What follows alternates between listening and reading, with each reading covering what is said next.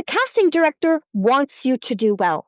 Like, their job is to bring the best people forward to the director. So they want you to do well. They don't want to have to keep looking. So reminding yourself that when you're submitting is like, it is actually very humbling, because you're like, oh, like, yes, they want to be bringing people that are good.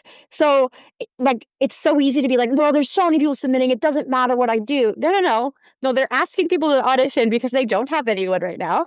And they want to be selecting someone. They do want to be watching a tape and be like, oh, thank God, that's exactly what we're looking for. So that is helpful. At least it helps me ground myself when I'm auditioning, because it is so easy to be like lost in a sea of hundreds of people. But ultimately, they need to pick someone. There is a job available. Welcome back to Inside the Audition, the podcast that helps actors master the art and science of auditions so they can stand out for all the right reasons and none of the wrong reasons and book your next lead role. I'm your host, Joey Freddy Larson.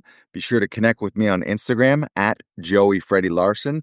Slip into the old DMs. You can ask a question. You can suggest a topic for an upcoming episode, or you can apply to be a guest on a future episode. And remember that in every episode, what do? Well, we dive into audition experience, advice, strategies, insights, inspiring stories from top actors, directors, producers, casting directors, film and theater pros.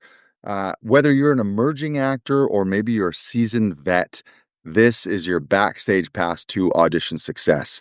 And Inside the Audition is sponsored by the Monologue of the Month Club, your ultimate resource for professional and emerging actors who want to attract agents, casting, and producers, and ultimately book your next lead role. How does it work? Every month, you'll choose a new made-for-you monologue from a curated list that's been delivered to your email inbox.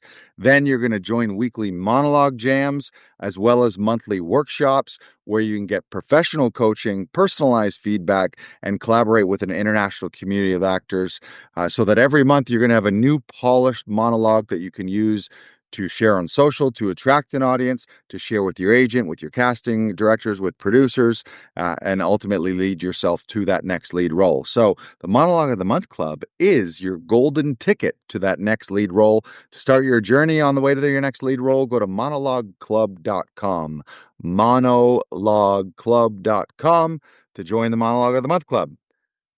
Now, today's episode, this is another in our series of Coaches Corner. We're showcasing some of the actors and coaches within Actors Audition Club. Our guest today is a proudly queer, asexual, non-binary, neurodivergent artist who infuses their own life into their art and works from a heart-centered approach, believing that the best work comes from what the individual brings to it.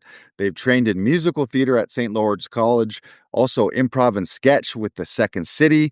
Our guest today has developed a lot of their own work, from live theater to short films, and looks forward to bringing an openness and honesty to your work inside Actors Audition Club. Please welcome Hools Kay Wyder. Hello. Hi. Nice to see you. You normally go by just Hools Kay? I'm still figuring it out. I usually, like, my actor is Hools Kay Wyder, like the full thing. But yeah, I just, I answer to Hools. Yeah, little separation. Yeah. By the way, I told you this when we were first meeting, but Hools is a great name. It's one of the names I've never heard. Yes. I guess it's one of those names that's a blessing and a curse, because it's like, yeah, it's cool, but then have you ever just said it and someone's like, Hools, got it? Like, they're like, I mean, it hasn't come and bit me in the butt yet. I mean, it is like a legal name that I changed from my original name. So it is invented, I guess, rather, but given to me from a friend. Yeah, I haven't gotten to the point yet. It's only been, I think, 2 or 3 years that I've had it legally. So we'll see how long it takes until eventually, like a decade later, they'll be like, Hools, I remember you, and I've forgot that name. So hopefully it doesn't bite me. How did you land on Hools? Is it derivative of something else? Yeah, it's derivative. It's no hooligan. No. But I did use that. Yeah, hooligan. I'm a little hooligan. No. It is a derivative of my dead name. But it kind of came out just like in the theater circles that I was in. I come from Thunder Bay, so there was a lot of community theater there that I participated in. And probably since I was like 12 or 13, one of my friends just always called me Hools, until eventually I just had people in my life start calling me Hools, and I was like, oh, I'm just gonna change this legally. Like, I don't. I Cool. don't connect to my original name. This makes more sense. So yeah. Yeah. Reminds me of a name from like Degrassi, like Wheels. Ah, yeah, yeah. Yeah. Okay, cool. I'll take it. Yeah. Wheels, Cools, Hools. Fools. Yeah. Yeah. So welcome to the podcast. Thank Also, you. another welcome to Actors Audition Club. Yeah. But, first question, I want to throw it out there. Can you share a memorable audition experience specifically, or hopefully something where you learned a lesson because of that experience?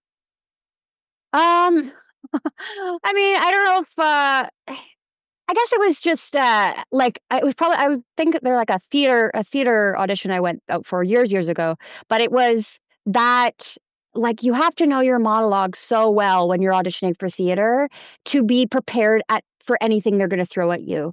So I remember going in and it was like a very collaborative um piece that they were working on, so they wanted to know that they could work with the actor and, like, just throw anything at them, and I just remember the direction they gave me was, like, completely outside of anything that was happening in the monologue, and had I not, like, known the words so well, the text so well, I don't know if I would have been able to get through it because it was just, like, so out of the word like, they really wanted to just, like, throw a curveball, so I guess if anything, yeah, like, know the piece and feel good about the piece that you're doing, so that you can bring in that, uh in crazy offer they bring out to you. Love that. Yeah, when you know it's Mhm. decided out, when it's really in you, there's nothing that can throw you. You're not going to be rattled. Where they're like, Mhm. do this one standing now instead of sitting, and Mhm. I only rehearse standing. I don't know what I'm doing now. Yeah. That's great. That's a great lesson. How did you get into all this? How did you first start? Take us back Oof. to your first. Yes. I've been acting or performing since I was probably like 5, and that was just because I was very blessed with the school that I went to in Thunder Bay, in the middle of the boonies of Thunder Bay. We weren't even in, like, Thunder Bay itself. We were, like, off the highway, like, way in the middle of nowhere, but the, teachers who were in that school, were just very passionate about art, so I just lucked out, I guess. It was maybe my destiny, I don't know. But from like grade 1 and on, like they had a choir that everyone could participate in. They had a drama club that like did a show every single year. Every other year they did a musical. So I just got involved very soon and I never thought that I would do anything else. Like because I started at such a young age, I was like, this is what I'm doing for the rest of my life. Like, obviously, why would you ask me what else I would do? Like, this is the only answer. And then, yeah, just continued from there, probably much to the chagrin of my father, because I was also like very good at school. So he's like, do something that uses your brain. And I was like, this does use my brain. You don't understand. So then I ended up, yeah, just being very passionate, especially about musicals. I think I like became a musical theater nerd. Like, don't tell any of the education system, but I used all of my scholarship money to go to New York. And I was like, this is valid. I'm going to see musicals. So I was very much obsessed. I had like my whole wall in my bedroom plastered with every playbill I'd seen. So I was like very into musicals. And then after graduating from St. Lawrence, I moved to Toronto pretty much immediately, and then started discovering film. So I like slowly kind of transitioned over to that, and I still have a very strong passion for musical theater. In fact, I go to a queer Broadway karaoke once a month because I love it. But I've also Karaoke? Queerioke, yeah, I'll see if I can re-tag that. But yeah, it's still always a part of my life. I'm still, like, listening to soundtracks, so I'm sure that it annoy if I lived with a roommate, I'm sure they'd be very annoyed. But as far as film goes, I think I discovered it when I got here and was looking for a job, and my friend was doing background, and she was like, "Oh, this is, like, a fun thing, and you get paid to, like, be on set." And I was like, all right, I've never been on a film set, so it's definitely in line with what I wanna do. I just don't know anything about film. And then as soon as I got on, I was like, "Oh, this is really cool." Like, the amount of collaboration and the amount of different jobs that it requires to make a film is just so fascinating to me, and to this day, like, that was probably, I don't know, 12 years ago that I first stepped on a film set, and I was like, it's so cool to me that every single person has their job, and then they do that job and, like, comes out with this beautiful product. And it's such a neat art form that I still am so admirable, even though, like, the hours and the days that you spend and the time that, like, is can be so draining, it's still, like, so magical.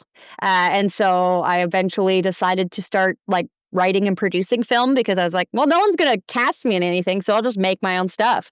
Uh, so I've learned a lot by doing that, just throwing myself in. I created a web series. And again, like I jumped into the deep end. I was like, I don't know anything about making film. I'm going to write a 6 episode, 18-minute series and just put it on YouTube and like produced it, like was craft, was location, was art department, the organizing the crew, production manager, as well as acting in it.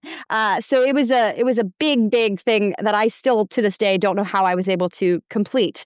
And it's online only if you it's one of those things that has been on YouTube for so long you can't even search the title and it'll come up. You have to go through my website to find it.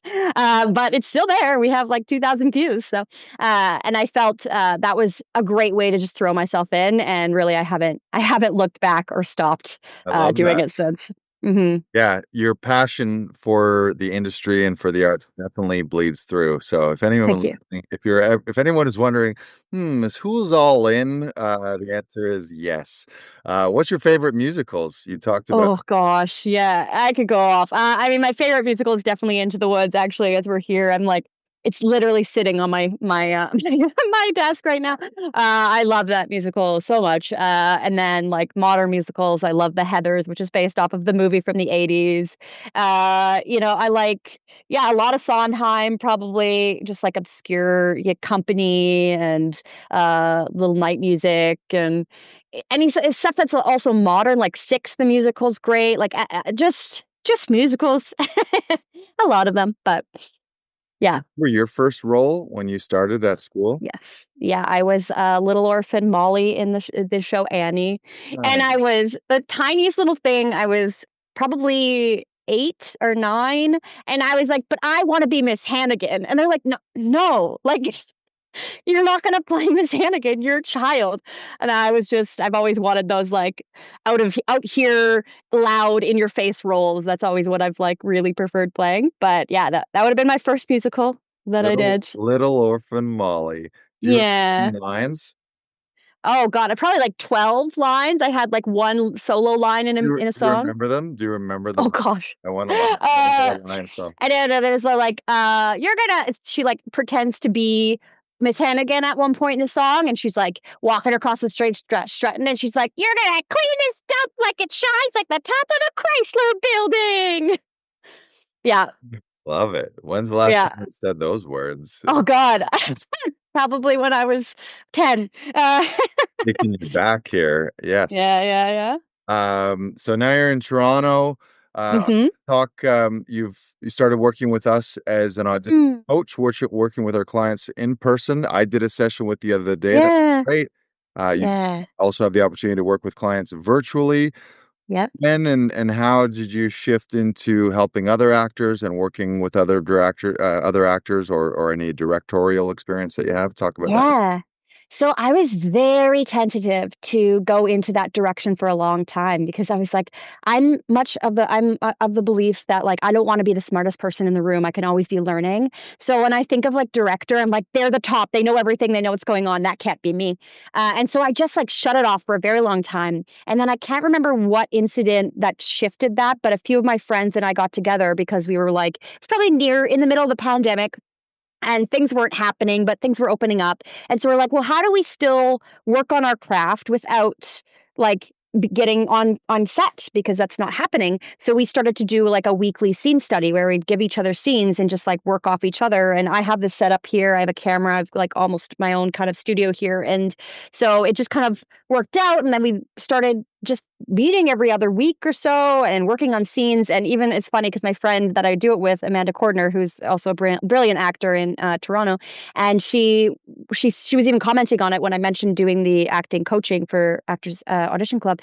She said it was funny to watch you progress from like you'd sit in the corner, you'd press record on the camera, and then just stand back and be like, I don't know what to say. And then eventually you'd start offering things that like made so much sense as we're like working on things that you clearly had thought of and you were too afraid to say, and then slowly came into that. And then I've really come into my own, I guess, with that of I do. I see things, I watch, and I'm like, oh, it'd be really neat if you do, like, if you could shift here, or like, here's how I'm seeing the breakdown. And also just like doing so many auditions over the years and being like, oh, I know how to read a breakdown so well. I know that's really intimidating for a lot of people. I've worked as a production coordinator. I'm like, I'm aware of all the back end of things, what they're kind of looking for. So it just sort of lined up. And then I've had the opportunity to direct my first short actually at the beginning of this year, and I was like, "Oh no, this is great. I like this. I really like this." So when you posted about looking for coaches, it kind of just like felt very serendipitous as it came online, because I was like, "Oh, this is exactly what I've been kind of working towards." I know, and so I was really grateful to have the opportunity. I'm really excited to be working with you guys. Yeah, it was great. When we first met and I saw your submission and everything, I loved your energy and was like, "Oh, Mhm. okay, we found a good one here." We've got a Yeah. mutual friend too. Shout out to Kelly Taylor. Taylor? Yes, of course. Yeah, Kelly Taylor. Yeah. Um, who she's I think just had a one-person show, Yeah. a theater show. She's incredible. She always offers me a spare ticket. Yeah. And I and I'm like the schedule of an artist, like that's Yeah, the it's so thing with me. I busy. never go to see friends shows because I'm always doing my I own know. thing. So I was not able to see it. Shout out to Kelly. I apologize. Don't take it. Oh, I'm just too busy. But I'm sure it was incredible and she's great. So thank She you. is. Shout out to Yeah. her. Um, Now I wanted to go back to what you said. You talked about early on, you're like, I'm not sure really what to say. I had a very similar experience when I first started helping other actors. It was really like out of necessity, helping friends Mhm, and other actors that I knew, because we all need to do this self-tape thing. Back in 2017, mhm, before self-tapes were even cool, pre-COVID, we were doing it. And I always had a knack for, because I have a comedy background, I could always give suggestions on how to do something funny, like something physical, a line mhm, read, something vocal. But what really stumped me for a long time when it was something that you might call a dramatic scene, I would know when it didn't feel like it wasn't it. Like I'd be like, like I don't I that doesn't feel like it was it, but I don't know why. And mhm, it wasn't until I'm I'm not like you. I didn't start as a child. I started this later in life, and my education was piecemeal workshops, intensive classes, a lot of onset, a lot of short films, a lot of background, and then eventually I went through a full conservatory program that then gave me a framework and a lens where I can look at now. I can look at any script and mhm, dial it up and improve it and figure out the storytelling, figure out I can see something and pretty much know instantly either why it's not working or how it could be working better. There's not really a right or mhm. wrong. It's like this can just be stronger. No right or Yeah. wrong. But there is a weak or strong. So I can really relate to that. And one of the things I learned in conservatory that I didn't think of before was our teaching and coaching was there is no comedy and there is no drama. It's all life, and life Mhm, acting is everything. So, in what you might label as the most dramatic thing, that's where it's even more important to find some lightness and some humor and some love. And then the reverse is often what you'd label comedy. Sometimes the funniest things where you're playing it mhm, dead straight and dead serious and so much importance and urgency, and that's what makes it funny, but it could even play as a drama.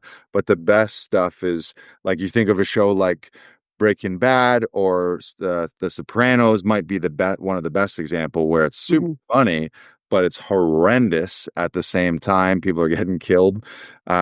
So yeah, that's my little rant on everything is everything. No, mhm. no comedy, no drama, but just there is an eye, and sometimes I think people get confused to be even like what a coach is. A coach really in Mhm. any aspect is a person who is extra eyes for you to see your blind spots, to see things Yeah. that you might not see.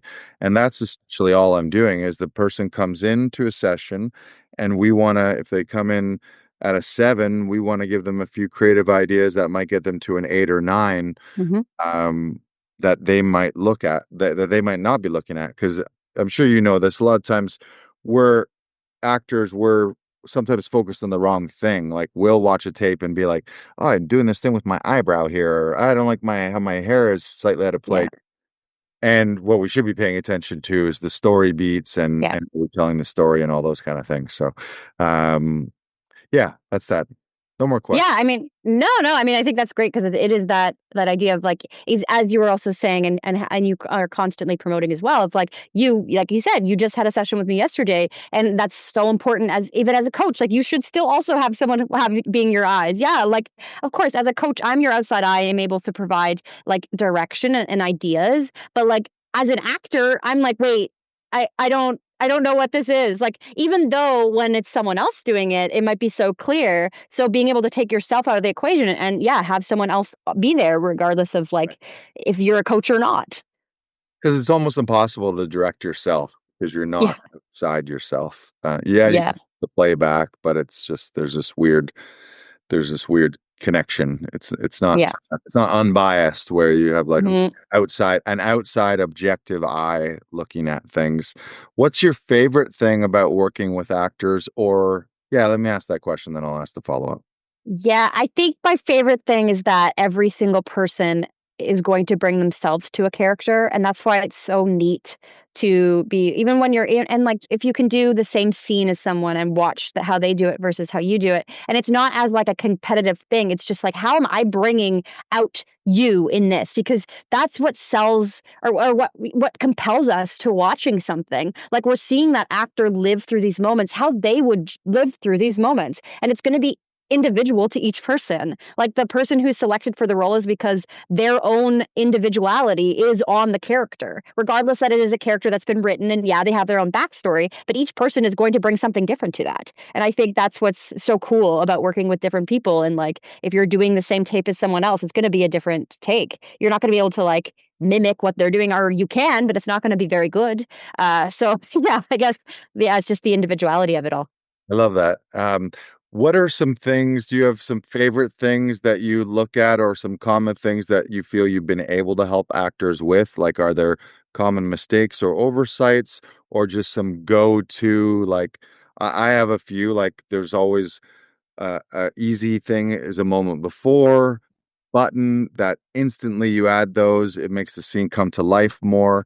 It also makes it very unique because if Mhm. they improvised moment before and an improvised moment after or the button, then that ensures that it's going to be different from 100 others. But what are some that you might share? I don't know if it would be anything like specific, but I really like working through beats of a scene and like trying to figure out like at what point when this line is said, like what shifted in the character that made them feel this way now because as human beings in the way when it's good writing too is how like this person doesn't know they're going to say this like life is improv, like we're improvising a conversation right now, and so when that's No, the way to no, make this it is all so scripted. I scripted all this for you. oh, sure. I was supposed to tell it. No, no, no. Even the interruptions right there. Yeah, yeah, you got the double dash. And so it's so I think important to try and be like, okay, what happened in between these lines or while this person's saying this that made your character feel this like feel saying this thing? How do you make that fresh? And I find that is so how to do that is by being like, okay, what is the beat? What is the thought process that made this character feel this way before they deliver it? Yeah, that's great. I mean, that's story structure. That's like Mhm. something has to be happening in a story. Yeah. It's not just two random people talking. Like there's something. Every scene Yeah. is moving the story. Every scene has a Yeah. purpose. So then the text detective is figuring out, okay, what's actually going. Mhm. We would the my training uses the guidepost framework from the Audition, the Mhm. book Audition by Michael Yeah. Smith. And so those two things that you speak of to me would be guidepost 6, which are discoveries, which is Mhm. what's new, what are you hearing, Yeah. seeing for the first time, even if it's just a thought, having a thought, discovering a thought in the moment. And then when those discoveries are strong, they become an event in the scene, which would be guidepost 9.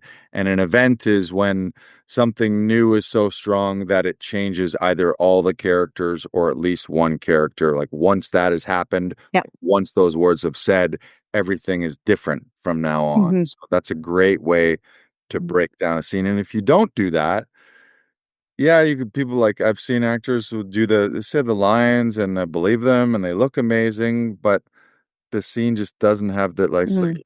you're not getting the juice out of this scene. Yeah. Yeah. Yeah. Yeah. Juice those scenes. That's what Just the scene. Yeah. you Squeeze really it. gotta do. Squeeze Uh, it for all it's worth. what is your process? So, Mhm. you get an audition from your agent. Actually, you know what? Let's have this conversation. We won't name names, anything, but we recently had a conversation where you were looking to make a shift. Can we Mhm. talk about that? Because I know that is a common, it's a common Yeah, for sure. for actors where they're feeling they're maybe not in the right fit, and what led to Mhm. that. And yeah, I think let's break that down.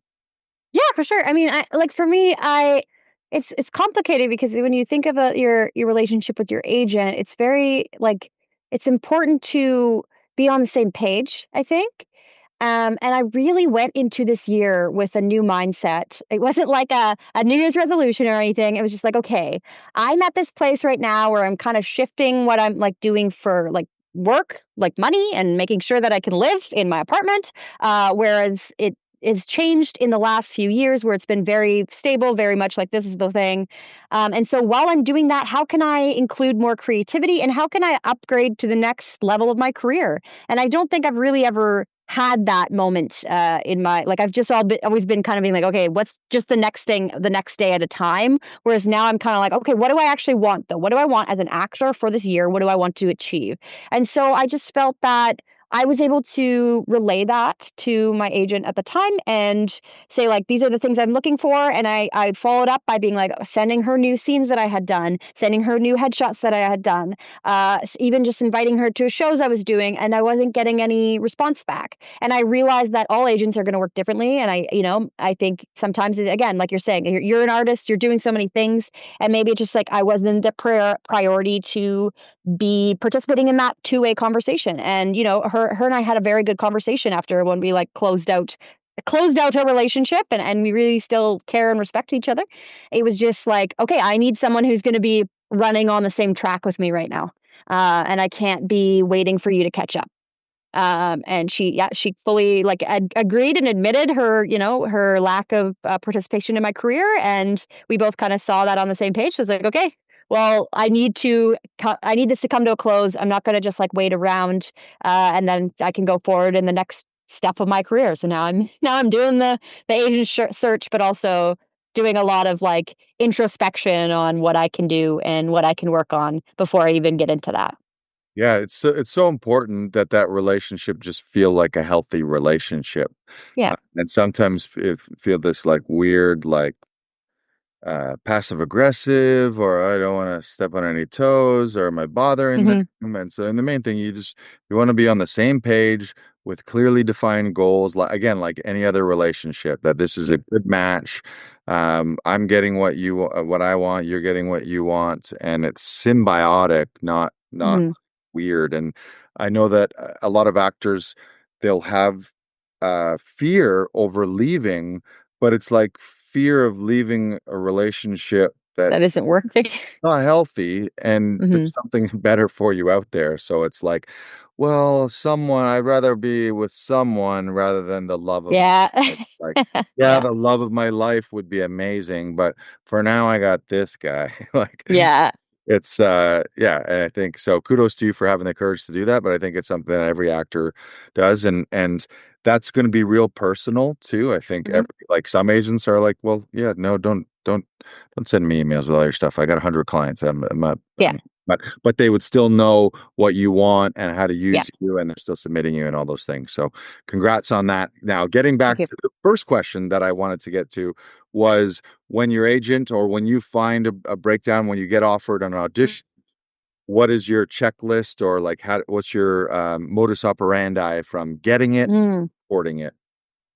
Yeah, I mean, I definitely will start with the breakdown. I'm very, very much. I will do as much as I can to like be the investigator and take try and get as much information that I can from the breakdown that will then help me uh, figure out more about the character, the scene, what we're doing, what is happening, where are we in the story, who is this character, and how are they servicing the story, and like how am I showcasing that in a scene while still making this scene and this character important without like taking away something from the overall narrative. So I'll first look at the breakdown and see if I can find anything secretly in there about, like, if they even say like, oh, this character is going to be in it for 3 episodes, that gives you something that tells you like, okay, so this character is more important. They have a name, even, like, they're not just like service worker one. And so that will give you context as well. And so then from there, taking a look at the sides, and sometimes you're very lucky and they'll give you literally the sides from the original script with things X'd out, and you'll be like, okay, great. I know this is on page 43 of a full length movie. And so if my character doesn't appear until then I know like at what point in the story this character is necessary to tell. And like I'm a writer as well, right? So I'm always working with the, like, I don't know what we call the storyboard element thing, I don't know what it's called, the story structure. And so I'm always thinking, okay, well, we're like nearing the climax almost, or we're halfway through the movie, or where are we with that this character is now coming in. And so that will give me a lot of information before I even begin the process of like, okay, now what am I doing? What are we seeing on camera? And so I think that really personally helps me out a lot. So even when I'm like doing coachings and auditions, like it's helpful for me to see the breakdown when I'm given the stuff and going into a coaching session being like, okay, well, even just like knowing who the casting director is and knowing who the showrunner is and what other work they've done and the tone that you're going to be doing. Because it's something, again, yes, it is comedy and drama. You don't want to be like, I'm going to be a funny guy now. But there is going to be a level of tone that you're going to be putting out there. For instance, like I know that they're auditioning for one of Mike Flanagan's new show coming up, and he's got a lot of content, or a lot of work out there. So it's very easy for me to like, okay, let's watch something of his and see what kind of style he has and what he likes to see on camera. And so that will really color the next step, which is now I look at the script. I'm breaking down the script. What are we seeing? And like going into that, like doing the good actor thing and learning my lines, and figuring out, where the intentions are, where the beats are of the scene. And then, just kind of building on that, going to the next thing. Like, I always want a moment before, a moment after, and then playing within that field and seeing what can come out of that. Mic drop. That was like a audition prep masterclass right there. You're welcome. So many great things. So I think anyone who's just listening to that, you can just rewind and listen to it. And if you're skipping any of those steps, those are easy things to just, again, squeeze more juice out of those auditions. I love the idea. It's very smart. And I know a lot of people don't do it, of figuring out what page and where in the story things are. Yeah. And it's something that, like, the first time you realize that, and you're like, oh, yeah, of course. If I'm been given 3 scenes over the course of a film, and one is in act 1, one is act 2, one is act 3, I'd be like, no, this is the climax. And you can sometimes clearly be like, why have they given you these 3 scenes? Well, maybe they're with 3 different people, so you're playing 3 different relationships, but you're also playing 3 different parts in the story that serve different purposes in the story. So you have a bit of a writer's brain, bit of a director's brain that serves you really well as an actor. So, or if you don't want to do that as an actor, then that is the reason you hire a coach like Hools, so that Hools will ask these questions. Where are we in the story? What's going on? Is this the climax? Is this the opening scene? All of those things. And the other thing, there was one other that, as you're talking, I'm like logging. Looking for the background, like looking who is the writer, who is the producer, who's the showrunner, the director. Look at their body of work for 2 reasons. That helps you fit into the world. Again, you're not really like, we don't want to encourage people to be like thinking, what do they want? But you need to know a little bit about what you're signing up for, and why shouldn't you? It's like, it also gets you excited about it. I like doing that because I'm like, oh, they did this. Oh shit, this was the guy on that. He produced this. And then you go on IMDb, you realize maybe you got some mutual friends, and next thing you know, it's like, oh shit, you worked with so and so. Fuck, I love that thing. And just gets the juices excited in me, rather than it being just this ambiguous, untitled project or whatever, and you're like, these are just words on a paper. But when you start connecting some of those dots, real humans to the project, you get excited. Also, I like to think in terms of who they're looking for. If I'm producing, writing, creating a show, I would want people submitting who are fucking pumped and have done some research, and they're like, "Oh, I love that thing that you did, and I know you did that, and oh, this is going to be like this show." Like they're just more invested. So if Mhm. I saw an audition from someone like that versus someone who clearly had no clue Mhm. what the tone was, like imagine the tone, like a show like Breaking Bad versus like Murdoch Mysteries. Yeah, Like those are very two different. different worlds. If you're in the wrong world, if you're a Murdoch inside Breaking Bad or Breaking Bad inside Murdoch, you don't fit. So it's just gonna Mhm. this person again. They look great, they got a voice, but just out to lunch, no Mhm.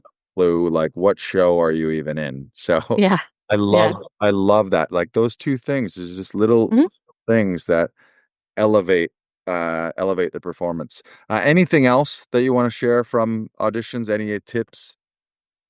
I think a good thing that I always go back to and try and remind myself of as well is that when you're submitting for an audition, the casting director wants you to do well. Like their job is to bring the best people forward to the director. So they want you to do well. They don't want to have to keep looking. So reminding yourself that when you're submitting is like, it is actually very humbling because you're like, oh, like, yes, they want to be bringing people that are good. So like it's so easy to be like, no, there's so many people submitting. It doesn't matter what I do. No, no, no. No, they're asking people to audition because they don't have anyone right now. And they want to be selecting someone. They do want to be watching a tape and be like, oh, thank God. That's exactly what we're looking for. So that is helpful. At least it helps me ground myself when I'm auditioning because it is so easy to be like lost in a sea of hundreds of people. But ultimately, they need to pick someone. There is a job available. Right. Yeah. So you can be the solution to their problem. And the problem is they need to find this human being to fit this written character. So Yeah. you be that human being. I had an actor in today, and she was like, I don't even know if I should say this, but I don't feel I'm even ready for this. And it was a big role. It was like Mhm. getting some leads in some Hallmark type films, and she's comparing herself to other IMDb resumes, and Mm, there's people who have done 20 hallmarks, and who am I? And I'm like, you can think that, but I don't know if that's going to be helpful. You're getting the auditions, the casting director and your agent have brought it in. Now, I suggested to her use that fear or that voice as a prompt to be like, well, if I'm feeling like I'm not ready, what is it I could be doing to become mhm. more ready? So maybe it does inform you that fear is, do you need more rehearsal? Do you need another class? Yeah. But you don't want to put it out to the universe that, no, I don't want these dream roles in dream Yeah. projects, because the flip side to that is there's thousands of other actors that would kill for that audition. Mm, And then you get it and you're like, oh, I don't know, I'm not ready for these. I just want these just give me those one-liners till I'm ready for a lead role. It's like, I well, know. the universe seems to be saying that you're ready. Yeah. You've gotten three of these in a row. So how Yeah. how can you get ready? Like there's a lot of self-talk thing. Like Oh, yeah. I think there's so many great actors, and it's not acting ability often that holds people back. It's all the mental game and just like Yeah. general life shit that takes us down. So the more you can clean up in your brain and Mm, be positive and keep your personal power too. mm, You were mentioning like just the yeah, just if you go into it being like, oh, who am I? Or this isn't right for me. That's a weird mhm. about. You hear actors do that all the time. Ah, I'm not right for this. Yeah. That's why they brought you in. Maybe you're off type. So they're like, I'm Yeah. gonna bring in 50 of these people and like five wild cards. And you look at a breakdown, you're like, I'm not this guy at all. And be like, great. Maybe you're gonna stand out from the 50 other guys Yeah. exactly the same. So Yeah. just yeah, believe in yourself a little more, I think is the message to our listeners. Uh, Yeah. any advice to your past artist self, your younger self? I think I can always, even to this day, be more compassionate with the work and that I've done, like honoring the accomplishments that I have done. And while, if you look at my resume on a page or if some crazy, like high end production producing like Universal Studios is looking at it, they're like, what is this? None of this matters. But I need to be very kind to myself because I have done a lot of work to get to where I am, and I am very proud of the work that I've done, regardless of whatever the standards of our industry want to be. So I think, yeah, if I could be kinder and say that, yeah, to my younger self, like uh, appreciate what you are doing, the work that you are doing, and like really like honor that. Yeah. Yeah, you bring that up. I was going through my own commercial reel, which I don't like. Mhm. And it's funny because at one point commercials was like, oh, amazing! I'm on set, I'm getting paid. Oh shit, I'm Yeah, on TV. And then eventually yeah, they become oh commercials. yeah. I'm a real actor. I don't want to do commercials. Hmm. But I still do them and I still love them. But I was looking at my own reel, being like, yeah, kid, you done some cool stuff. And a couple ones that I had forgotten about, and I had remembered, like, oh, I remember how fucking jazzed I was when this got on. And then I get messages from family and friends. They're like, Yeah. I was in an airport and I saw your stupid little Caesars pizza thing come up and how cool it felt. And Mhm. that it's a common trap. There's a book called The Gap and the Gain. I recommend Oh. it to everyone, The Gap and the Gain. And the thesis of it is we're all wherever we are now, and then we're some vision or dream or goal of where we want to be. And we often make the mistake of we measure ourselves on the gap of where we are now Mhm. to where we want to be. But the trap is we also move the goal the further and the longer you've been Mhm. in something, you just keep throwing the goal out. I want to make more money. I want bigger roles. I want to be in a movie now. And so you spend your life in this gap of oh, I don't have what I want.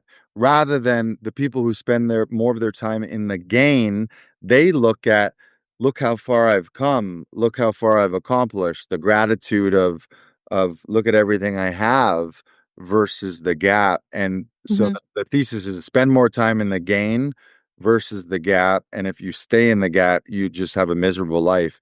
Even if on the outside you could be a millionaire, you could be an A-lister, you could have all the Emmys, Tonys, Grammys, Oscars that you possibly could have, but you're just never fucking happy because it's Yeah. always the next Yeah. thing.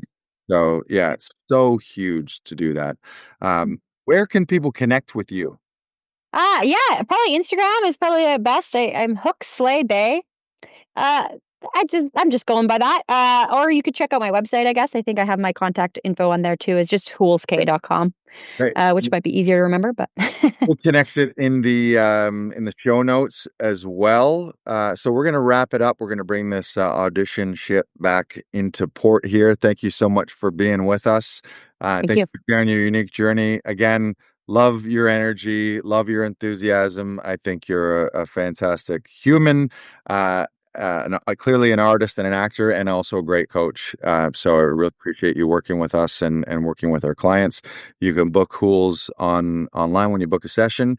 And a couple final things here. If you are a professional or emerging film and theater actor, or maybe you're a director, you're a casting director, you're a producer, if you're making bold moves in the industry, then I would love to chat with you. We interview pros at all different stages in their career, where you can share your practical tips, your advice, your wisdom, and especially some inspiration and motivation for others. And you can apply to be a guest on a future episode at insidetheaudition.com. That's insidetheaudition.com. If you scroll to the bottom, you'll see the apply to be a guest button. And remember as well that mastering and showcasing powerful monologues is the most effective way to showcase your talent so that you can attract audiences, attract agents, casting directors, and ultimately attract and book your next lead role.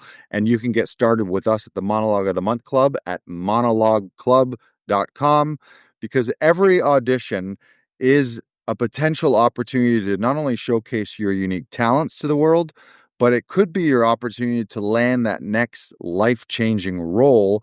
And so if you want to get a little extra help, you want to get a outside eye, some objective coaching to see some blind spots, you can book professional coaching 7 days a week from anywhere in the world. Just go to actorsauditionclub.com and we'll help you shoot a standout audition in less time so that you can book that next lead role. So thank you for tuning in today. We'll see you next time on Inside the Audition.